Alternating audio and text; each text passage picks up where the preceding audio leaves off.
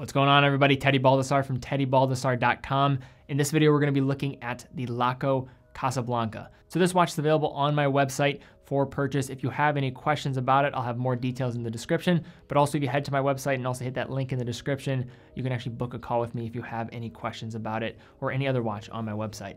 But guys, let's take a closer look at this watch. Now, looking at a rundown of the specs here, we have a case size of 42 millimeters, thickness 11.8 millimeters, lug width 20 millimeters, lug to lug 49.7 millimeters, water resistance of 50 meters. Movement is an automatic Miyota 821A, but it also features hacking, which is an important point here.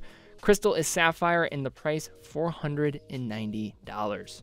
First, a little bit of background on Laco. So this German brand was founded back in 1925 and was one of the big five that was developing Flieger-style pilot watches for the German Air Force. The brand really carved out a reputation for developing these style of watches. At that time when they were supplying watches for the German Air Force, they were producing their own in-house calibers, but after a while they fell in some hard times, they switched ownership, but since have reopened under new ownership, really have returned to the roots on focusing on predominantly Flieger-style watches.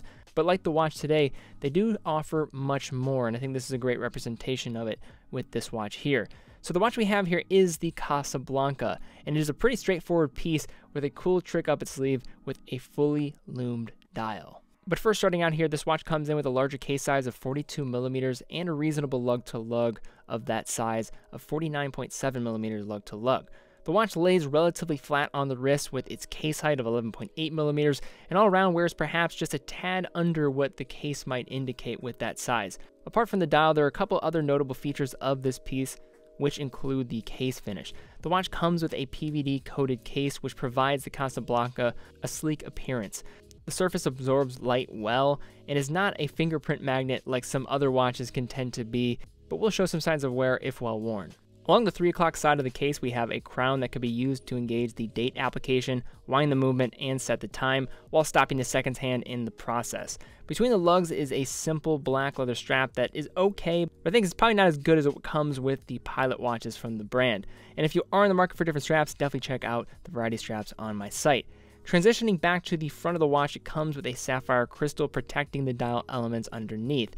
Now, as mentioned though, the real star of the show here I think is the dial, and relatively it's kind of a straightforward one in a lot of ways, coming with large black numerals, a railway minute track, a sort of syringe style handset, and a date at the 6th.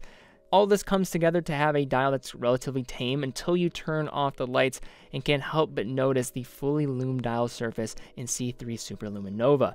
The effect given off by this almost provides a Timex Indiglow result, and despite that being a feature in watches that are usually much cheaper, and I do not mean this in a bad way, I think this really speaks to the level of incandescence taking place here, and I think is really a nice selling point for this watch overall.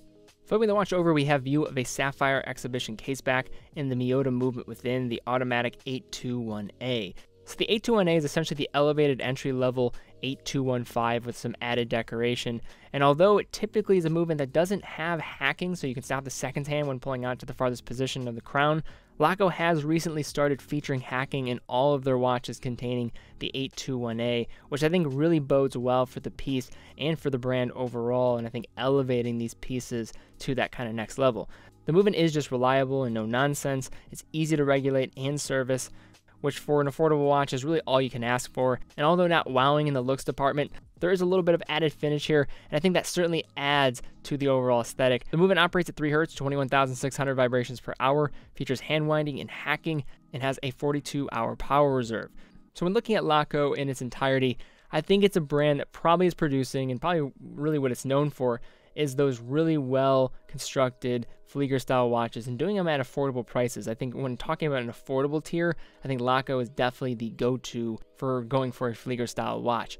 That said, I think because there is just so much of a preconceived idea of what the brand is, there's pieces like this Casablanca that don't necessarily get the time of day, but with a dial that bright, you're probably going to be looking this way maybe sometime in the near future.